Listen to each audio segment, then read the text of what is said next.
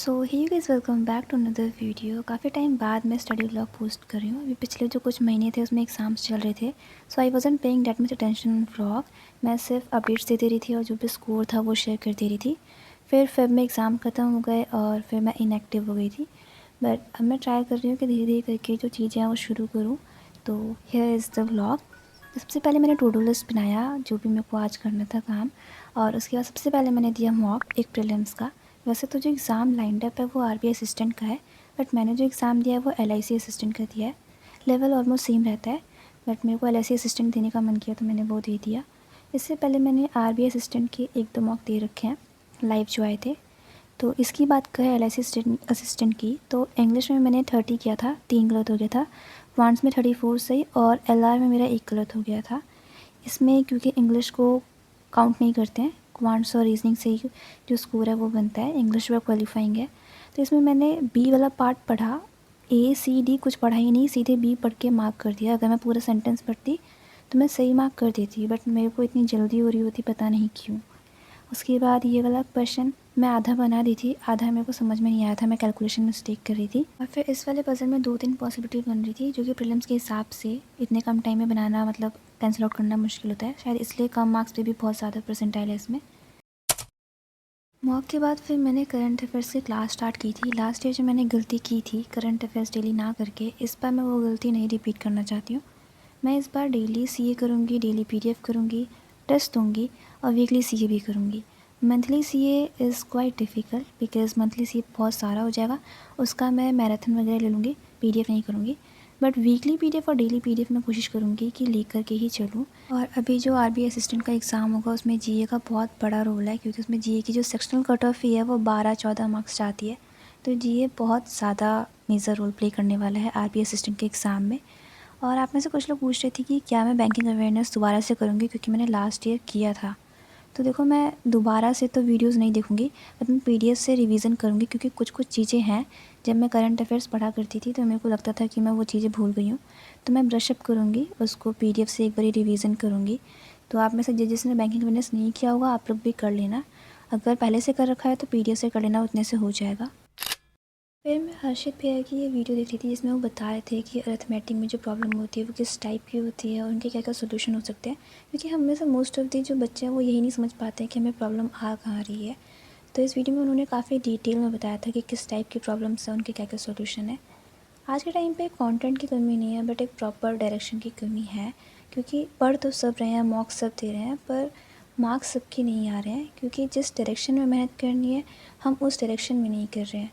और ये जो डायरेक्शन है हमें वो वही समझा सकते हैं अच्छे से जो एक्चुअल में बैंकर हैं, कि उनका उस टाइम पे क्या माइंडसेट रहा होगा, और यहाँ स्मार्ट प्रिपरेशन करके हम एक एज ले सकते हैं। हर्षित भैया सिर्फ पढ़ाते नहीं बल्कि एक बैंकर भी हैं, और अपने यूट्यूब चैनल हर्षित बैंकर पे गाइड भी करते हैं।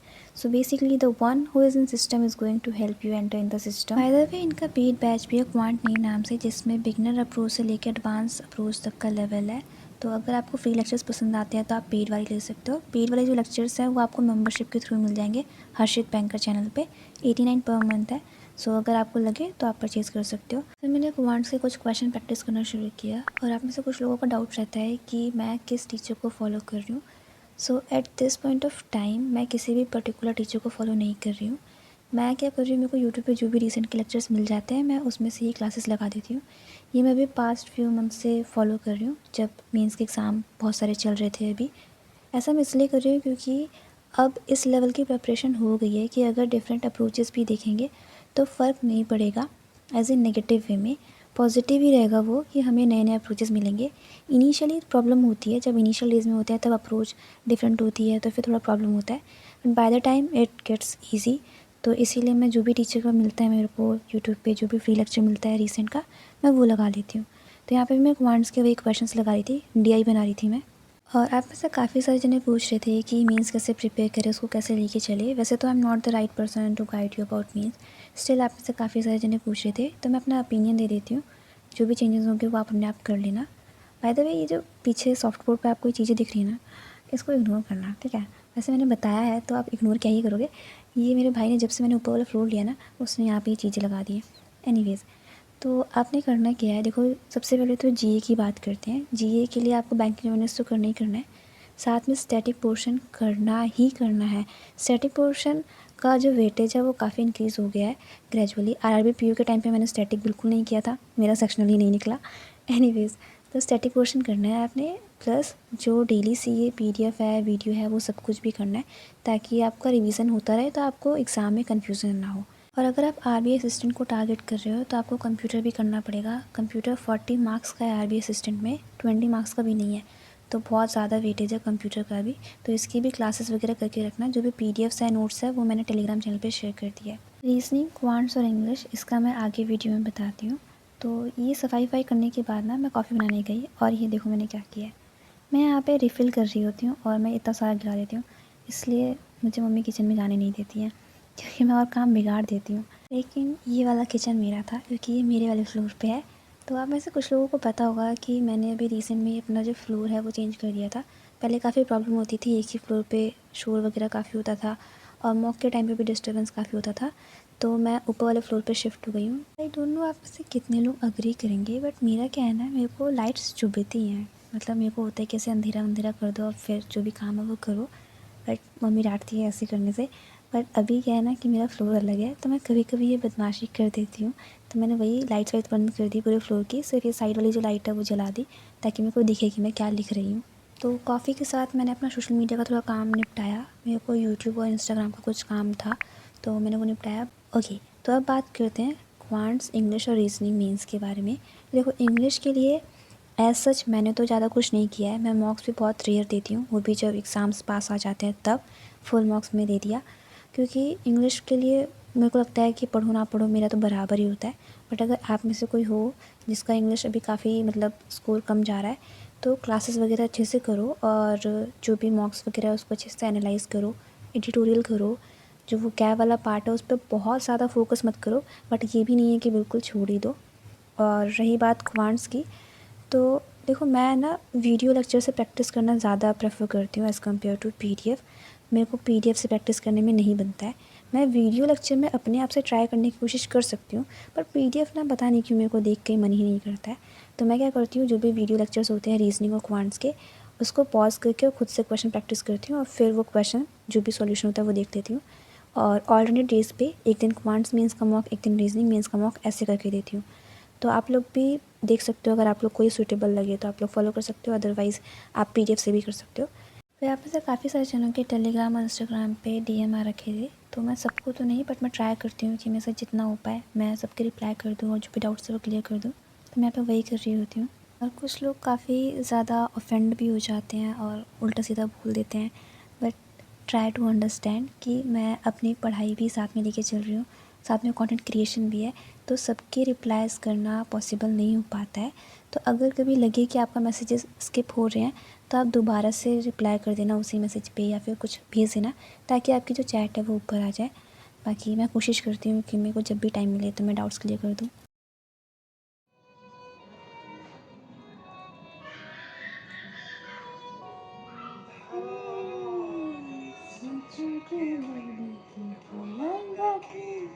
तेरी तो गला शायरी बिखर के मन, तो सोचेगी क्या तू, टूटेगा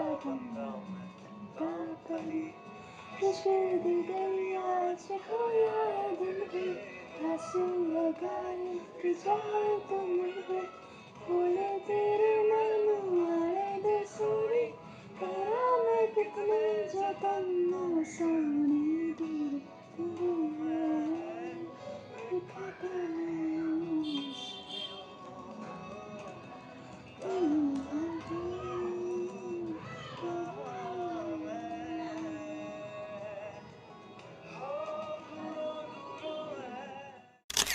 फिर मैंने सीए की पीडीएफ रिवीजन करना शुरू किया, और ये जो कैंडल आपको दिख रहा है ना, ये मैंने दिवाली में लिया था और आज फर्स्ट टाइम मैं इसको यूज़ कर रही हूँ इतने टाइम बाद। तो बाय द वे, आज मैंने जो अपनी पढ़ाई है ना उसको थोड़ा रोमांटिसाइज़ कर दिया है। अगर आप में से किसी को दिक्कत हो रही होगी तो थोड़ा एडजस्ट कर लेना। यूजुअली मैं ऐसे नहीं करती हूँ, बट क्योंकि अभी मेरे को शुरुआत करनी है और मैं ऐसा नहीं है कि एकदम से जैसे पहले पढ़ती थी वैसा पढ़ पा रही हूँ, तो मैं बस वही थोड़ा थोड़ा एडजस्ट करने की कोशिश कर रही हूँ। तो आप भी थोड़ा एडजस्ट कर लो। और फिर उतने में लाइट भी चली जाती है। मैंने कहा क्या चाहते हैं भगवान जी, मैं पढ़ाई नहीं करूँ क्या? बट स्टिल मैंने कंटिन्यू किया। एनीवेज़, आप में से कुछ लोग ये भी पूछ रहे थे कि वीडियो लेक्चर से पीडीएफ पे कब स्विच करना है क्वांट्स रीजनिंग में।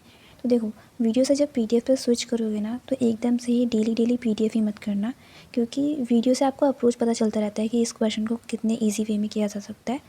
तो जैसे 6 दिन है ना, तो 6 दिन में से 3 दिन जो है आप अपना पीडीएफ से करना, 3 दिन जो है अपना वीडियो से करना, ऐसे करके बैलेंस हो जाएगा।